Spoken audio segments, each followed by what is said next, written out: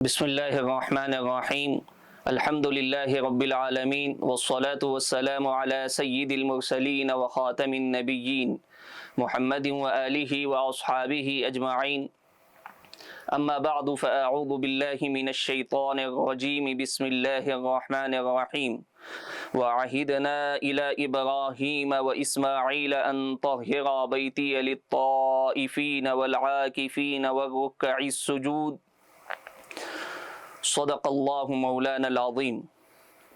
محترم ناظرین و سامعین، اعتکاف بہت ہی اہم عبادت ہے جو رمضان المبارک کے صحیح قدردانوں کے لیے رب ذوالجلال نے ایک خاص نعمت کے طور پر اس کو امت مرحومہ صلی اللہ علیہ وسلم کے لیے عنایت فرمایا ہے۔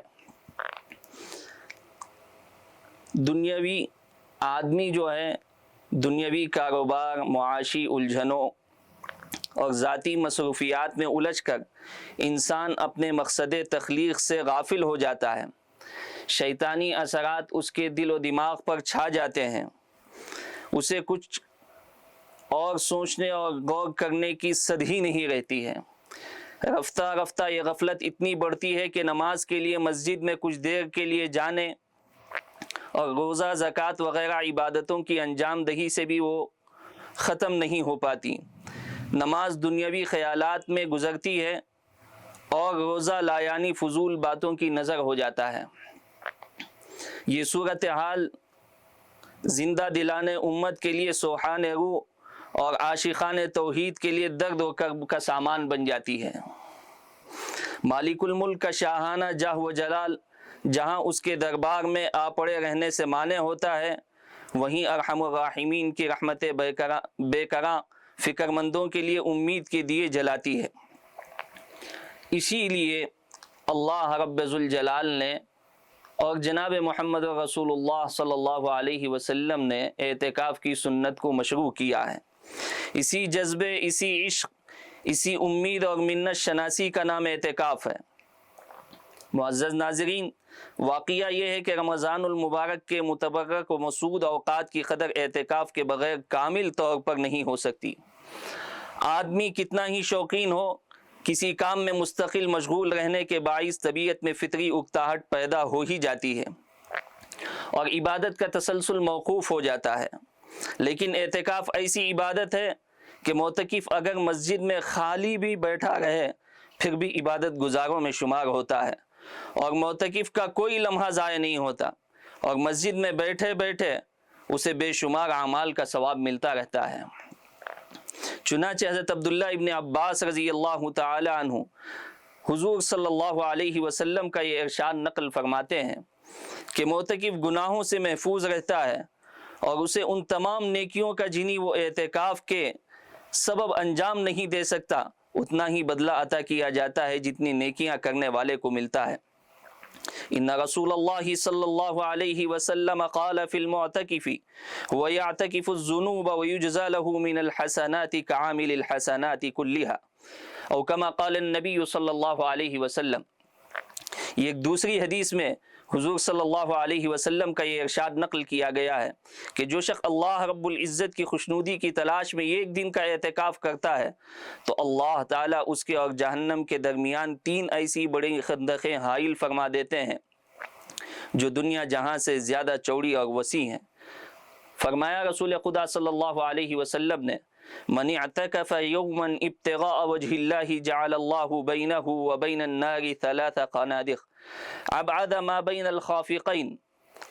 عزیزان گرامی، معزز ناظرین، رمضان کے آخری عشرے کے اعتکاف کے سلسلے میں روایات میں آتا ہے کہ آن حضرت صلی اللہ علیہ وسلم نے اعتکاف کا حکم ملنے کے بعد کبھی اس کا ناغہ نہیں فرمایا، اور ایک حدیث میں آتا ہے کہ جس شخص نے رمضان المبارک کے 10 دنوں کا اعتکاف کیا اس کو 2 حج اور 2 عمروں کا ثواب عطا کیا جائے گا۔ چنانچہ الترغیب والترہیب ایک کتاب ہے معتبر اور مستند، اس میں آپ علیہ السلام کا یہ فرمان منقول ہے، من اعتکف 10 فی رمضان कान कहज्जतैन व उम्रतैन औ कमा क़ाल नबी सल्लल्लाहु अलैहि वसल्लम। मुअज़्ज़ज़ नाज़रीन, देखिए कितनी मामूली कुर्बानी पर अल्लाह तबारक व तआला की तरफ से किस कदर अजीम नेमतों का वादा किया जा रहा है। आज किसी शख्स को अगर किसी लीडर और हुक्मरान के बंगले पर चंद दिन रहने की इजाज़त मिल जाए तो वो उसे बहुत ही फ़ख्र की चीज़ समझता है और जगह जगह उसको अजीम इज़्ज़त अफजाई बयान करता फिरता है। तो अगर दुनिया के हुक्काम और लीडरों के दरबार की हाज़िरी इतनी फ़ख्र और इज़्ज़त की बात है तो आप सोचिए मालिकुल मुल्क शहंशाह आलम के दर पर पड़े रहने पर कितना फ़ख्र एक इंसान को और एक बंदे मोमिन को होना चाहिए। फिर एक देखिए इस चंद रोज़ा माहौल में रहकर हमारी तबीयत में कितनी बशाशत और रूहानी खुशी पैदा होती है और किस तरह ईमान की ज़्यादती महसूस होती है। हकीकत यह है कि एतिकाफ़ से माह मुबारक का लुत्फ़ दोबाला हो जाता है और उसकी इबादतों की लज्जत में मज़ीद इजाफ़ा हो जाता है और उसके ज़रिए शब क़दर में इबादत की सआदतें यकीनी तौर पर हासिल हो जाती हैं। लेकिन इन सब फ़ज़ाइल के बावजूद आज मुस्लिम मुआशरा इन तमाम फ़वाइद के बावजूद गौर करने की बात यह है, आज हमारा मुआशरा इस इबादत से महरूम होता जा रहा है। रमज़ानुल मुबारक में जमात की नमाज़ों और तरावी वग़ैरह का तो माशाअल्लाह कुछ एहतमाम हो भी जाता है, लेकिन सुन्नत एतिकाफ़ की अदायगी की तरफ रुझान बहुत कम दिखाई देता है। और इसकी वजह इसके सिवा कुछ नहीं कि हम ईद की तैयारियों में इतना वक्त लगाना चाहते हैं कि कोई अरमान बाकी ना रह जाए और ये समझते हैं कि एतिकाफ़ की वजह से हमारे अरमान पूरे ना हो सकेंगे।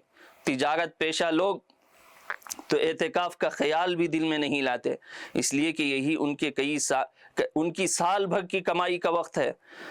तो दुनिया की कमाई से महरूमी का इतना ख्याल है, मगर इस रमज़ान के सीज़न में रहमत खुदावंदी के हुसूल में जो कमी रह जाती है उसका कोई एहसास नहीं होता। हमारा मकसद ये नहीं कि सब लोग एक साथ एतिकाफ़ कर लें, बल्कि मकसूद ये है कि हर घराने वाले इस तरह का निज़ाम बनाएं कि उनके घराने का एक फ़र्द एतिकाफ़ किया करें। अगर 3 भाई हैं तो एक एतिकाफ़ करे और बकिया 2 उसकी खबरगिरी करें। अगर दुकान पर कई लोग बैठने वाले हैं तो एक आदमी को हर साल एतिकाफ़ के लिए मुतय्यन कर दे।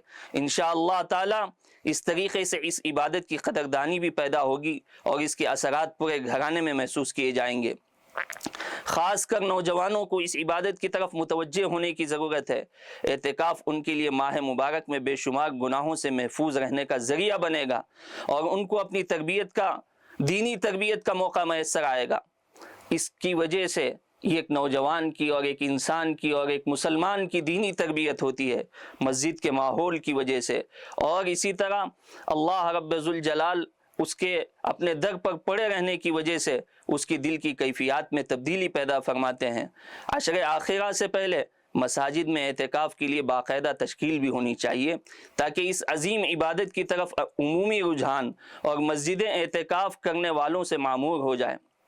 अल्लाह रब्बुल जलाल हमें खुसूसी तौफीक मरहमत फरमाए कि हम सब को और इसी तरह उम्मत के तकरीबन अफराद को, बल्कि हर घराने और हर ख़ानदान वाले अफराद को एतिकाफ़ की मसनून इबादत की अल्लाह रब्बुल जलाल तौफीक नसीब फरमाए। मैं आखिर में सालार डिजिटल वालों का शुक्रिया अदा करता हूँ कि उनकी ज़रिए से आप तमाम तक एतिकाफ़ का एक पैगाम पहुँचाया जा रहा है। अल्लाह रब्बुल जलाल सालार डिजिटल वालों को कबूल फरमाए, मज़ीद दीनी खिदमात और दीनी पैगामात को इसी तरह नशर करते रहने की तौफीक नसीब फरमाए। आमीन व आखिर दावाना अनिल हम्दुलिल्लाहि रब्बिल आलमीन।